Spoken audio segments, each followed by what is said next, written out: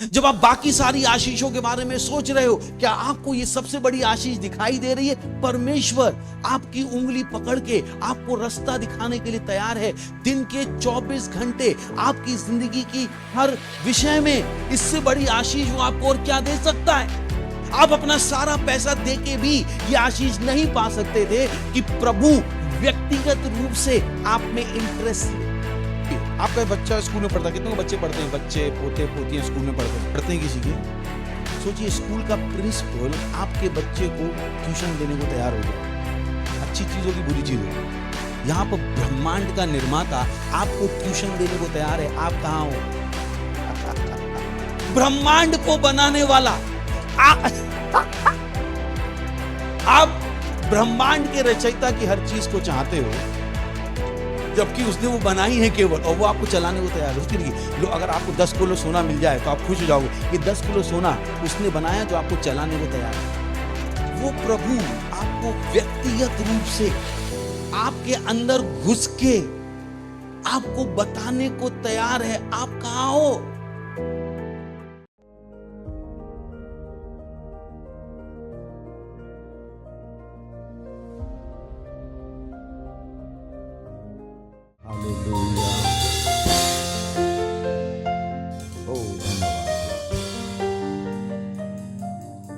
परमेश्वर आप दयालु हैं, आप कृपालु हैं, आप प्रेमी हैं, वफादार हैं, सत्यनिष्ठ हैं,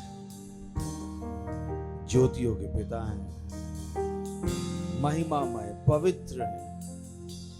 ओ प्रभु, धन्यवाद, धन्यवाद।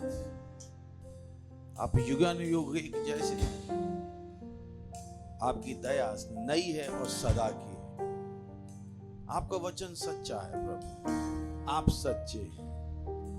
ओ धन्यवाद प्रभु, हमें सदा विजय के उत्सव में चलाने के लिए धन्यवाद। आपके आत्मा के लिए धन्यवाद, आपके लिखे हुए वचन के लिए प्रभु धन्यवाद देते हैं। आपकी उस योग्यता के लिए जो हमारे अंदर काम, धन्यवाद देते हैं। धन्यवाद, धन्यवाद, धन्यवाद इस समय के लिए जो आपने हमें दिया है कि हम आपके बच्चों से सीखें और आगे बढ़े। मैं प्रार्थना करता हूं प्रभु आपके बच्चों के लिए, ये वचन इनकी आत्माओं की अच्छी भूमि पर गिरकर 100 गुना फल लाएगा प्रभु यीशु मसीह के नाम। हाँ प्रभु, धन्यवाद, धन्यवाद, धन्यवाद, धन्यवाद। और इस प्रार्थना को प्रभु यीशु मसीह के नाम में मांगते हैं, आमीन। Praise the Lord. बैठ सकते हैं। हालेलुया। पड़ोसी का स्वागत कर सकते हैं अच्छी सी मुस्कुराहट के साथ। बोलिए, खुशी हुई आपको देखकर। Praise the Lord, hallelujah. कुछ इंपॉर्टेंट बातें जो मैं आपके साथ करना चाहता हूं और जो मुझे विश्वास है कि बहुत सी चीजों को गहराई से समझने में आपकी मदद करेंगी। बाइबल बताती है कि वचनों की समझ जरूरी है। सवाल होना अच्छी बात है, पर केवल सवाल होना अच्छी बात नहीं है। एक मनुष्य को सवालों के जवाब ढूंढने आने चाहिए। जहां पर हम इस दुनिया में पहुंच गए हैं, वो हम सवालों के जवाब ढूंढ कर ही पहुंचे हैं। तो बहुत सी बार लोगों के पास सवाल होते हैं और उनको लगता है कि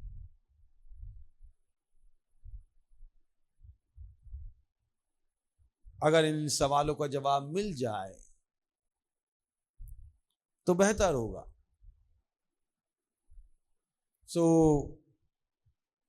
वो समझ जरूरी है। पड़ोसी बोलिए, समझ जरूरी है। खुश होकर बोली, समझ जरूरी है। कभी मत कहिएगा कि मुझे वचन समझ में नहीं आता है, क्योंकि अगर वचन समझ में नहीं आएगा तो आप कभी उसे लगा भी नहीं पाओगे, और लगा नहीं पाओगे तो उसका परिणाम कभी नहीं पा पाएंगे। ये उस तरीके से है कि आप भूखे हो, या ऐसा कहना चाहिए पत्नी सही के चली गई और आप भूखे बैठे हो,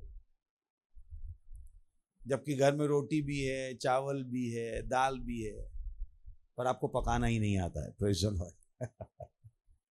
तो सब कुछ है, क्योंकि आपको पकाना नहीं आता है, आप बहुतायतता के बीच में संघर्ष करोगे। आटे के बीच में भूखे रहोगे, चावल के बीच में भूखे रहोगे, क्योंकि आपको उनको इस्तेमाल करना नहीं आता। तो बहुत सी बार वचन के विषय में लोगों की ये समझ नहीं है। पहली बात तो बहुत कम लोगों के पास वचन ही होता है, और जिनके पास वचन होता भी है वो वचन को इस्तेमाल करना नहीं जानते। तो उनके पास आटा है, उनके पास दाल है, उनके पास चावल है, पर वो भूखे, क्योंकि आटा दाल चावल होना काफी नहीं है, उसको पकाना भी बहुत जरूरी है। सो वचन होना बहुत जरूरी है, पर वचन होना काफी नहीं है। वचन होने के बाद वचन को लगाना भी सीखना पड़ेगा। और यही कारण है कि वो जो एक चिल्ड्रन चर्च के बच्चे की हमने गवाही आज हमने कोशिश की बच्चा अपने आप बोल पाए, पर वो नहीं बोल पाया। वो बहुत जरूरी है। सोच के देखिए, जब वो बड़ा होगा तो उसकी जिंदगी कैसी होगी। इस उम्र में उसे पता है कि परमेश्वर को देना चाहिए, और उसे पता है जब मैं परमेश्वर को देता हूं तो वापस आता है। इसको हम क्या कह रहे हैं? वचन को लगाना। वचन को लगाना, उसकी समझ वचन के लिए अलग बनती जा रही। Praise the Lord.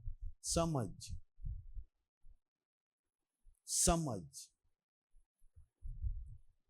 बहुत से लोग बड़े हो जाते हैं पर उनके पास वचनों की समझ नहीं होती कि क्या हो रहा है।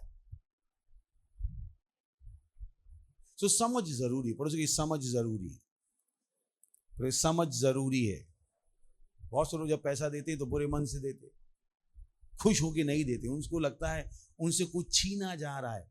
आपसे कुछ छीना नहीं जा रहा है, आपको कुछ देने का प्रयास किया जा रहा है। पर नियम यह है, जब तक आप दोगे नहीं तब तक आपको दिया नहीं जा सकता। वचन ऐसा ही कहता है, दो तो तुम्हें दिया जाएगा। तो जब आपसे कहा जा रहा है दो, तो आपसे कुछ लिया नहीं जा रहा है, एक्चुअली आपको देने की कोशिश की जा रही, क्योंकि नियम यही है, दो तो दिया जाएगा। परमेश्वर आपके दिए बिना आपको नहीं दे सकता। और से बोलिए, परमेश्वर आपके दिए बिना आपको नहीं दे सकता। फिर से बोलिए, परमेश्वर। ये परमेश्वर का नियम है, किसी चर्च का नियम नहीं है, किसी संस्था का नियम नहीं है, किसी मनुष्य का बनाया हुआ नियम नहीं है। यह आपको समझना है, यह नियम परमेश्वर का। तो जब आप बोलते हो कि अरे मुझसे पैसा लिया जा रहा है, ये तो सही नहीं है, आप मनुष्य के खिलाफ नहीं बोल रहे हो, आप चर्च के खिलाफ नहीं बोल रहे हो, आप सीधे परमेश्वर के खिलाफ बोल रहे हो, जिसने ये नियम बनाया है, जिसने ये नियम बनाया है। और कोई आश्चर्य नहीं कि मसीह जिनका पूरा विश्व है, उनके पास खाने को नहीं। पूरा विश्व मसीहों का है, पर कितने मसीह हैं जो करोड़पति हैं, कितने मसीह हैं जो अरबपति हैं। क्योंकि जो सबसे इंपॉर्टेंट चीज परमेश्वर के वचन से उन्हें सीखनी थी, समझनी थी, उसको उन्होंने सबसे बाद में सीखा, सबसे धीरे धीरे सीखा और सबसे कम लगाया। Praise the Lord. विडंबना है भाग्य की, विडंबना। सो इज इंपॉर्टेंट, प्रभु बोली बहुत जरूरी है। चलिए, आप एक आत्मा हो, पड़ोस बोली मैं एक आत्मा हूं। कितने को पता है आप एक आत्मा हो? Is important to know it. आप एक आत्मा हो और आप एक शरीर में रहते हो, और जो विकास है वो आपके शरीर का नहीं होना है, जो विकास है वो आपकी आत्मा का होना है। बहुत से लोगों ने अपनी पूरी जिंदगी बहुत मेहनत की अपने शरीर को विकसित करने के लिए। वो अपने शरीर का ध्यान रखते हैं, जो कि अच्छी चीज है। कुछ लोगों ने अपने दिमाग को बढ़ाने के लिए बहुत कोशिश की, स्कूल गए, कॉलेज गए, पढ़ाई की, बहुत कुछ किया, पर जो सबसे इंपॉर्टेंट चीज थी जो उन्होंने नहीं की, वो था अपनी खुद की आत्मा में निवेश, जो कि वो खुद थे, जो कि वो खुद थे।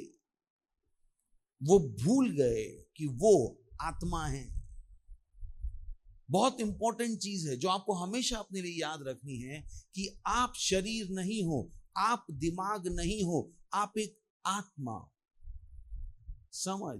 तो बहुत सी बार लोग जब तक मरने की स्थिति में नहीं पहुंचते हैं, तब तक उन्हें समझ में नहीं आता कि उनकी जिंदगी कहां से जुड़ी हुई है।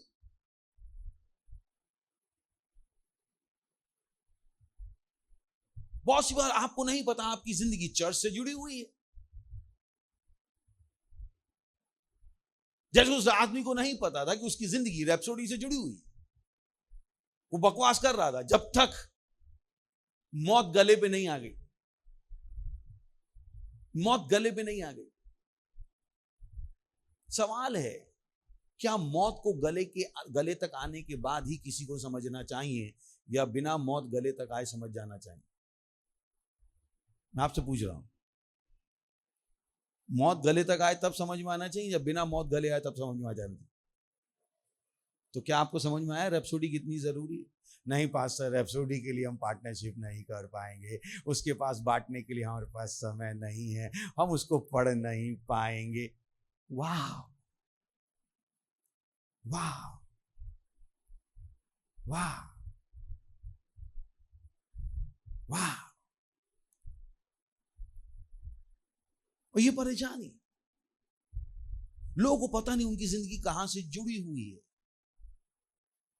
कैसे वो जी रहे हैं, क्यों उनकी जिंदगी सही चल रही है, उनको नहीं पता है। तो बहुत से लोग को नहीं पता है कि वो एक आत्मा है। Praise the Lord. पड़ोसी बोलिए आप एक आत्मा हो।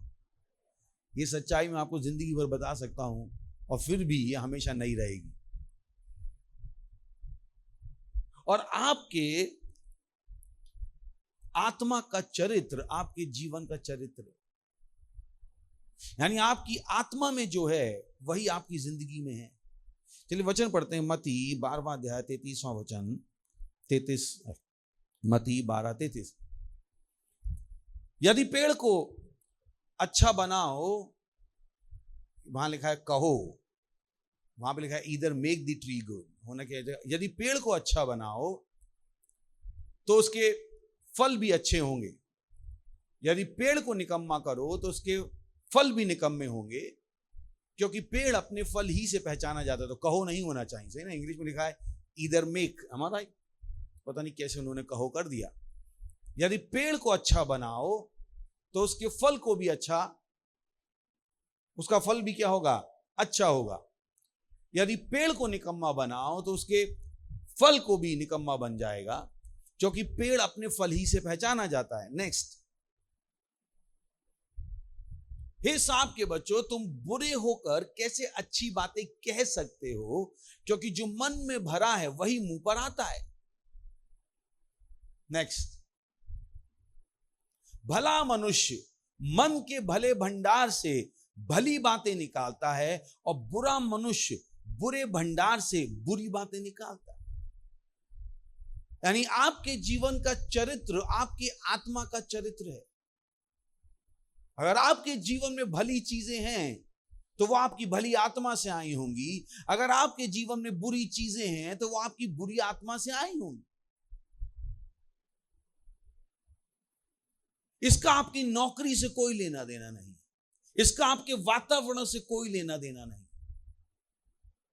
बहुत इंपॉर्टेंट कि आपकी जिंदगी नौकरी से नहीं चलेगी, आपकी जिंदगी पैसे से नहीं चलेगी, आपकी जिंदगी आपकी आत्मा के चरित्र से चलेगी। नहीं तो वो पैसा होके भी आप अपनी जिंदगी को बुरा बना सकते हो। जैसे बहुत से लोग हैं जिन्होंने अपने ही पैसे से अपनी जिंदगी को बर्बाद कर लिया। किसी दूसरे के पैसे से नहीं, खुद के पैसे से।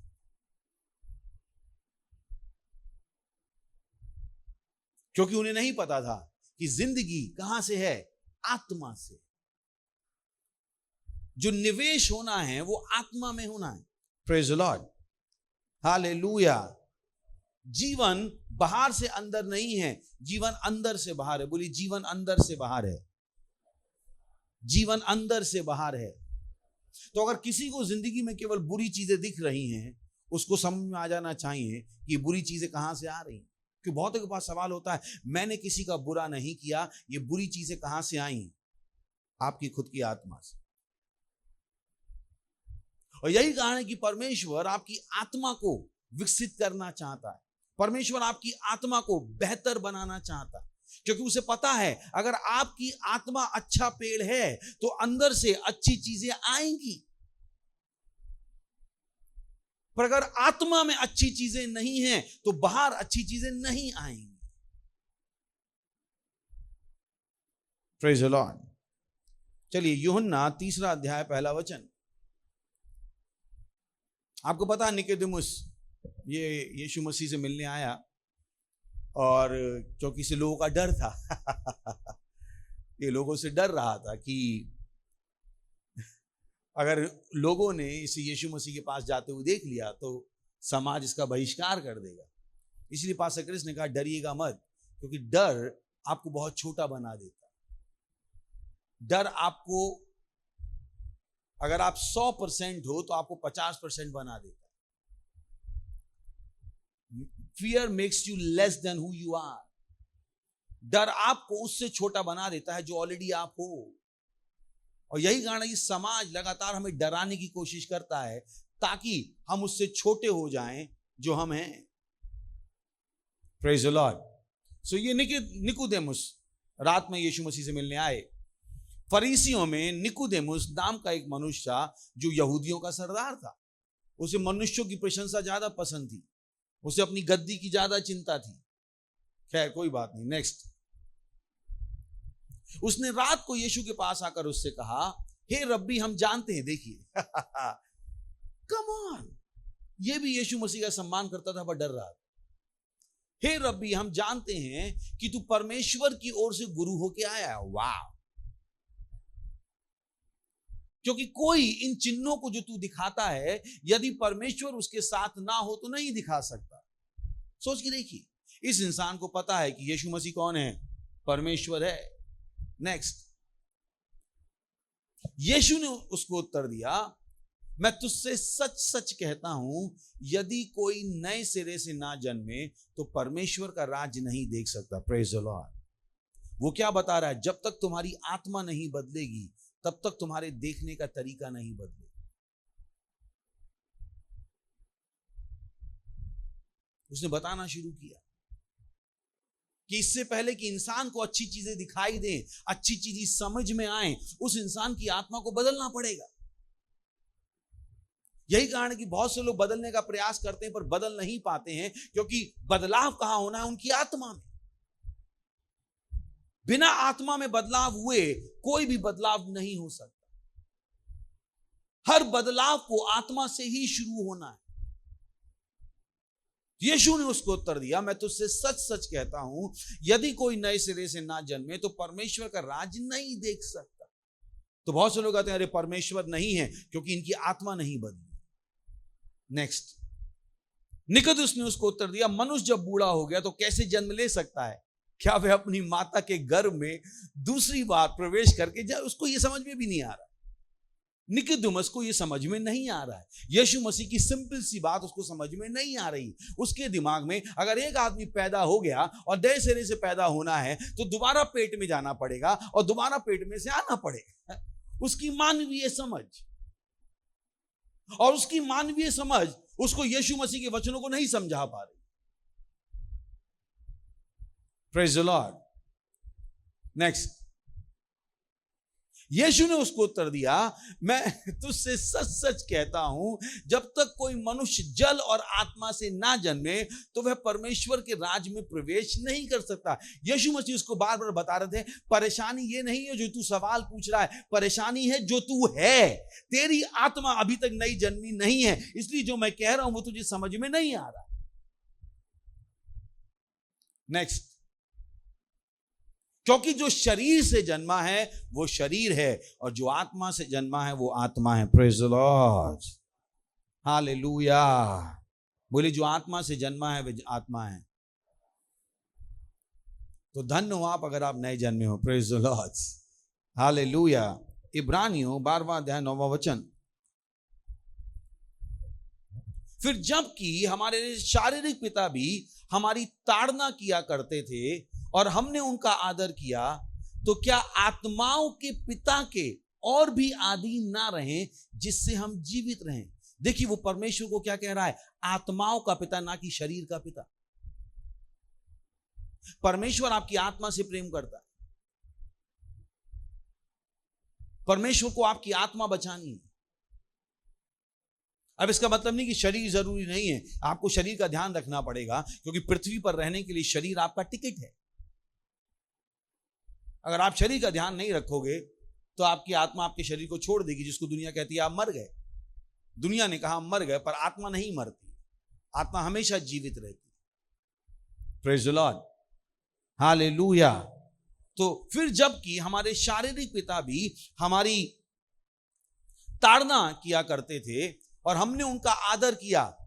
बता रहा है कि पिता ने, अगर हमारे जो माता पिता हैं, अगर उन्होंने हमें डांटा तो भी हमने उनका आदर किया, नहीं किया? कितने लोगों ने किया? कौन ऐसा जो माँ बाप से डांट खा के नहीं आया? अच्छा, कितनों ने खाई है? सबने खाई होगी। माँ बाप से, भारत में पैदा हुए तो माँ बाप से डांट खाई होगी। Praise the Lord. मगर तो दुनिया के किसी भी कोने में पैदा क्यों ना हो, डांट खाई होगी। बाइबल बता रही कि हमने उनका आदर किया, तो क्या आत्माओं के पिता के और भी अधीन ना रहें जिससे हम जीवित रहें। वो बता रहा है कि हमारे माँ बाप की डांट हमें जीवित नहीं रख सकती, पर परमेश्वर जब हमें सिखाएगा और हम उसके अधीन रहेंगे तो हम जीवित रहेंगे। चलिए, और यूहन्ना 3 अध्याय 6 वचन, क्योंकि जो शरीर से जन्मा है वह शरीर है और जो आत्मा से जन्मा है वो आत्मा है। Praise the Lord. परमेश्वर क्या है? आत्माओं का पिता। बोली, परमेश्वर आत्माओं का पिता, यानी हम क्या हैं? आत्मा। वहां पे वही चल रहा है अभी कि हम आत्मा है। बोली, मैं आत्मा हूं।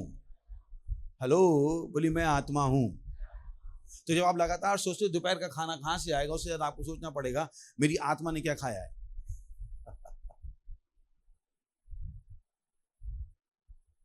मैं शरीर पर क्या पहनूंगा, इससे पहले आपको सोचना पड़ेगा क्या मेरी आत्मा कपड़े पहनी हुई है। और आपकी आत्मा के कपड़े क्या है? महिमा। Praise the Lord, hallelujah. है मेरे साथ?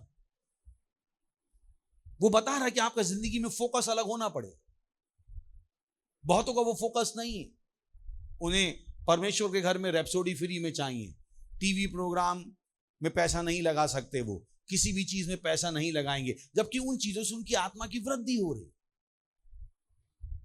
उनको हमेशा लगता है कि उनके पास पैसा नहीं है, पर उनके पास हमेशा पैसा होता है शरीर पे लगाने के लिए, पर उनके पास पैसा नहीं होता है आत्मा पे लगाने के लिए। और उन्हें नहीं पता है आत्मा शरीर से ज्यादा जरूरी है। बात यह नहीं है कि वो गरीब हैं, बात यह है कि उनका फोकस अलग है। हालेलुया। उठाइए अपने हाथ, कीजिए अन्य भाषाओं में प्रार्थना, कीजिए अन्य भाषाओं में प्रार्थना। बोली, मैं परमेश्वर के रास्ते पर चल रहा हूं। मैं अपने जीवन के लिए, मेरे पीछे बोलिए, मैं अपने जीवन के लिए परमेश्वर की इच्छा में चल रहा हूं, परमेश्वर के उद्देश्य में चल रहा हूं। मैं अनर्थ रास्ते पर नहीं चल रहा हूं। जीवन में मेरा रास्ता महिमा का है, सफलता का है, प्रगति का है, समृद्धि का है, उन्नति का है, क्योंकि मैं परमेश्वर के रास्ते पे चल रहा हूं, परमेश्वर के रास्ते पर चल रहा हूं। मैं दुनिया की तरह अपने मन की अनर्थ रीति पर नहीं चल रहा हूं, किंतु पवित्र आत्मा के द्वारा चल रहा हूं। मैं जो भी करूंगा वो आत्मा के द्वारा होगा, यीशु के नाम में, आमीन। अच्छा, ये कहना काफी नहीं है, सही ना? जैसे होता ना कि अगर आपने 4 दिन से खाना नहीं खाया है, मान लीजिए ये पतली पतली लड़कियां बैठी हैं, ये 4 दिन से खाना ना खाएं और मैं इनसे कहूं ये उठा लो, ये कहेंगे पास्टर हमें ही उठा लो। इनका मन हो सकता है, इनका मन हो सकता है, पर इनसे उठने वाला नहीं है। वैसे आपका मन हो सकता है परमेश्वर के रास्ते पे चलने का, पर जरूरी नहीं आप चल पाओ। चल तब पाओगे जब वचन आपके अंदर अधिकाई से बसा होगा, जब आपकी आत्मा वचन खा के मजबूत हो गई हो, तब परमेश्वर की आवाज को सुनना, परमेश्वर की आवाज को समझना और परमेश्वर की आवाज के हिसाब से चलना आसान हो जाए। पर जब आप वचन नहीं सुन रहे हो, आपको रैप्सोडी दी गई है, मैं कहता दिन में वही 3 बार पढ़ लीजिए, अच्छे से एक संदेश रोज सुन लीजिए, तब आप अपने मन की अनर्थ रीति को छोड़कर परमेश्वर के केवल मन बनाना काफी नहीं, उस मन बनाने के लिए आपको कुछ और भी करना है, और वो क्या है? वचन को भर भर के सुनना। जब आप वचन को सुनोगे तो आपको अपनी जिंदगी ढंग से दिखाई देगी, ढंग से दिखाई देगी। आपको पता होगा क्या करना है, क्या नहीं करना, क्योंकि वचन परमेश्वर का प्रकाश है। Praise the Lord. और प्रकाश जब आता है तो अंधकार क्या हो जाता है? दूर हो जाता है। उनके पास नहीं है, क्योंकि उनकी बुद्धि क्या हो गई है? अंधेरी। हालेलुया। ये समय है भेंट, दशमांश, पार्टनरशिप देने का।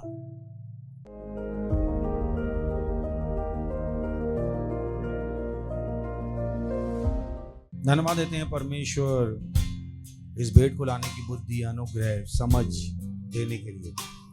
जैसे हमने आपके वचनों के अनुसार किया, आपके वचनों के अनुसार बढ़ी हुई फसल हम तक तेजी से आ रही प्रभु यीशु मसीह के नाम। हम इन भेंटों के ऊपर आशीषों का आह्वान करते हैं, बढ़ोतरी का नियम बोलते हैं कि ये भेंट बढ़ रही है, विस्तारित हो रही है, राज और सुसमाचार के विस्तार के लिए। धन्यवाद देते हैं परमेश्वर, और इस प्रार्थना को प्रभु यीशु मसीह के नाम में मांगते हैं, आमीन। Praise the Lord. अगर आपने कभी भी उद्धार ग्रहण नहीं किया था, अगर आपने कभी भी मसीह को अपने हृदय में ग्रहण नहीं किया था, अगर आपने कभी भी मसीह के इस जीवन का अनुभव नहीं किया जिसके बारे में मैं बात कर रहा हूं, यह आपका क्षण है। इन शब्दों को कहिए, हे प्रभु परमेश्वर, मैं विश्वास करता हूं यीशु मसीह में, परमेश्वर के पुत्र में। मैं विश्वास करता हूं वो मरा मुझे बचाने के लिए। मैं विश्वास करता हूं परमेश्वर ने उनको मरे हुए में से जिलाया और वो आज जीवित हैं। मैं अपने मुंह से अंगीकार करता हूं यीशु मसीह मेरे जीवन के प्रभु हैं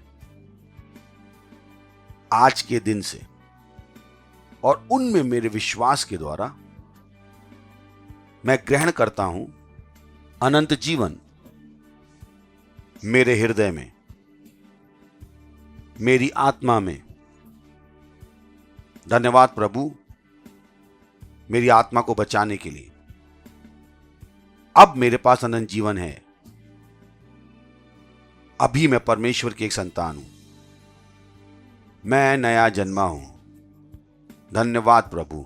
अगर आपने अभी अभी इस प्रार्थना को कहा था पास्टर क्रिस के साथ, बधाई हो, परमेश्वर के परिवार में आपका स्वागत है। खड़े होंगे, परमेश्वर का धन्यवाद देंगे। परमपिता का प्रेम, यीशु मसीह का अनुग्रह और पवित्र आत्मा की सहभागिता हमारे साथ सदा के लिए बनी रहेगी, प्रभु यीशु के नाम में आमीन। निश्चय ही भलाई और करुणा सदा मेरे जीवन में निवास करेंगे और मैं सदा के लिए परमेश्वर के घर में निवास करता रहूंगा, प्रभु यीशु मसीह के नाम में आमीन। Thank you very much, God bless you.